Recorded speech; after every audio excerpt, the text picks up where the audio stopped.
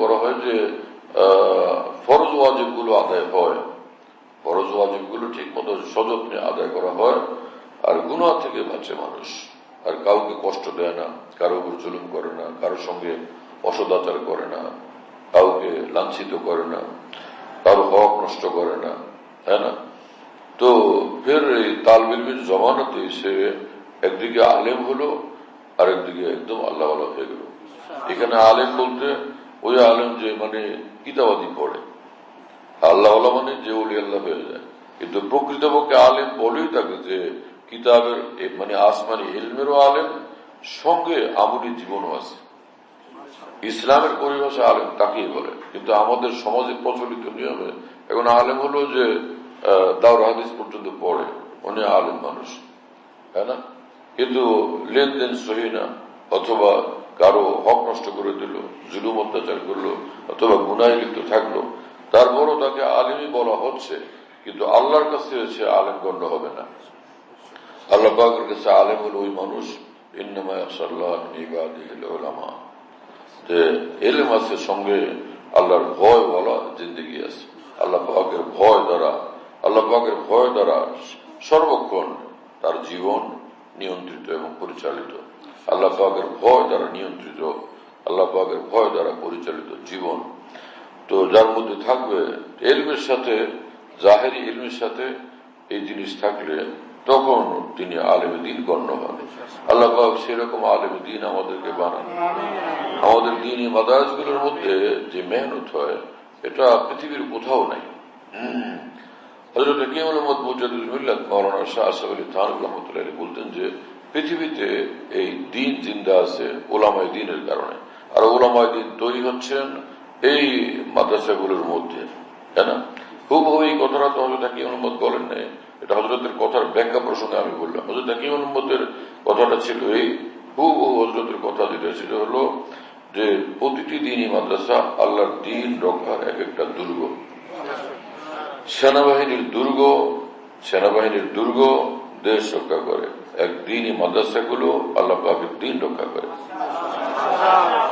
আল্লাহ পাকের দ্বীন কি জিনিস? শুধু এলেম নাকি আমল? এলেম আছে কিন্তু আমল নাই, তো দ্বীন তো হলো না পুরা। দ্বীন তো শুধু এলেমের নাম না, দ্বীন তো পূর্ণটার নাম, তাই না? এলম এবং আমল দুইটা সমষ্টির নাম হলো দ্বীন। তাহলে দ্বীনি মাদ্রাসাগুলো দ্বীন রক্ষার দুর্গ। তো বোঝা গেল যে দ্বীনি মাদ্রাসাগুলো এর মধ্যে এলম এবং আমল দুইটা চিন্তা থাকতে হবে, তখনই প্রকৃতপক্ষে সেটা দ্বীন রক্ষার দুর্গ হবে। এই উলামায়ে দ্বীনের ওসিলা কিন্তু সারা পৃথিবীতে আল্লাহ পাকের দ্বীন জিন্দা আছে। হ্যাঁ, সমাজে উলামায়ে দ্বীন যেখানে নাই সেখানে দেখা যায় অন্ধকার ছেয়ে গেছে, চতুর্দিকে শুধু অন্ধকার, আকীদাগত অন্ধকার, ইবাদত বন্দেগীর ক্ষেত্রে অন্ধকার, এবং জীবনের সব বিষয়ে খালি অন্ধকার আর অন্ধকার। এবং এমনকি মানুষ দ্বীনের নামেও, ইবাদত বন্দেগীর নামেও ভুল প্রথাসমূহ চালু করে বসে আছে সহিহ ইলম না থাকার কারণে। ওই মানুষগুলো মুসলমান বটে, কিন্তু সেই মুসলমানরা নিজেদের জজবা, নিজেদের আবেগ, নিজেদের বাপদাদার প্রথা এবং নিজেদের সমাজে প্রচলিত দ্বীনের নামে যে সকল প্রথা, সেগুলোতে লিপ্ত থাকা, এর ভিতরে মশগুল থাকা, এটাকে যত্ন করা, এটাকে তারা দ্বীনদারি মনে করেন, আল্লাহ রাসূলের ভালোবাসা মনে করেন। আসলে এই মানুষগুলোর মধ্যে দ্বীনি জজবা তো আছে, কিন্তু দ্বীনের এলেম নাই। দ্বীনি জজবা তো আছে, কিন্তু দ্বীনের এলেম নাই, যার কারণে এই মানুষগুলো ভুলের মধ্যে পড়ে গেছেন। আল্লাহ তাআলা আমাদেরকে এবং তাদেরকেও সহিহ বুঝ দেন, হেদায়েতের আলো দেন, ইলমে ওহীর আলো দান করেন, এবং ইলমে ওহীর আলোকে সজ্জিত জীবন দান করেন।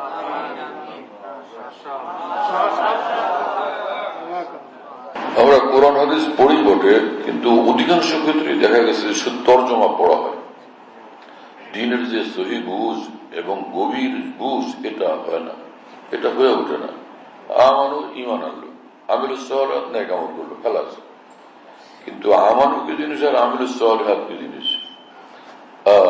দারুল দেওবন্দের 60 বছরের মুহতামিম হাকিমুল ইসলাম আল্লামা কারি তেজ সাহেব রহমতুল্লাহ আলাইহি ঢাকাতে বিশাল বড় সম্মেলনে বয়ান করবেন।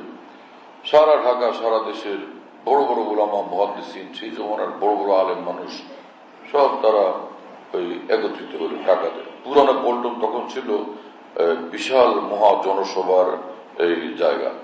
এখন তো স্টেডিয়াম ইত্যাদি হয়ে সব শেষ হয়ে গেছে, জায়গা নেই। আগে উন্মুক্ত ছিল, খোলা ছিল। ওইখানে এই বিশাল সম্মেলন হলো। আলহামদুলিল্লাহ সেখানে আমিও উপস্থিত ছিলাম তালবেলুমদের মধ্যে। তো হযরত হাকিমুল ইসলাম বয়ান করবেন, সকলে হযরতের বয়ান শুনতে আসছে।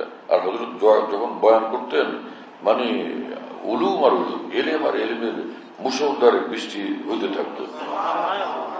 তো হযরত হাকিমুল ইসলাম আয়াত করলেন, ইন্নাল্লাযীনা আমানু ওয়া আমিলুস সালিহাতি সায়াজআলু লাহুমুর রহমানু বুদ্দা। এই আয়াত পাক করলেন। এইটুকুর উপরে সে বিশাল বয়ান হযরতের, ঘন্টার উপরে, তাই না?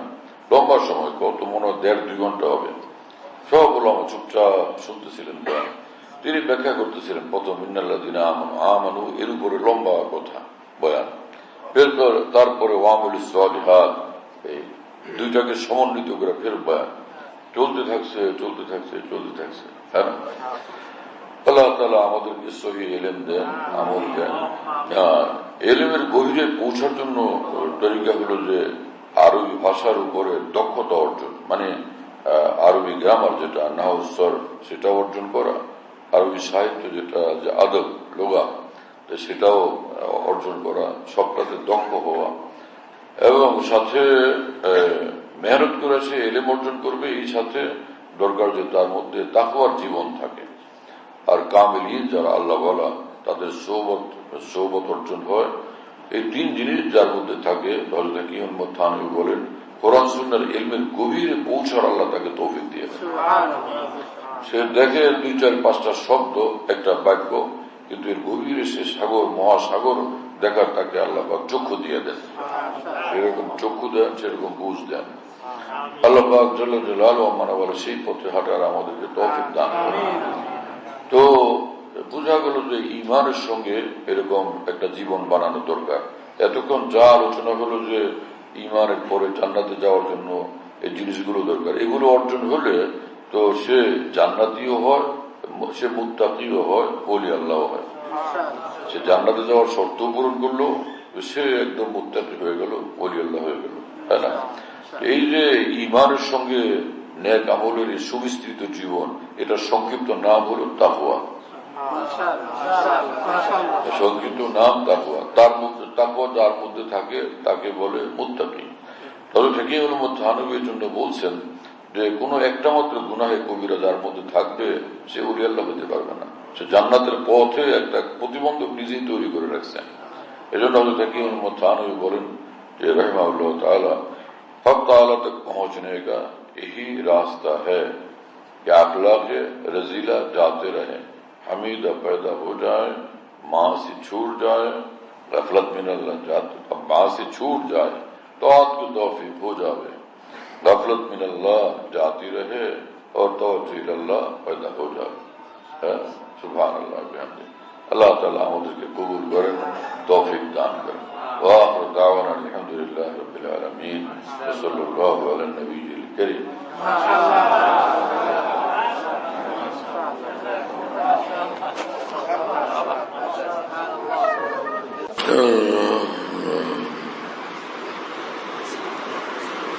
মাশাআল্লাহ।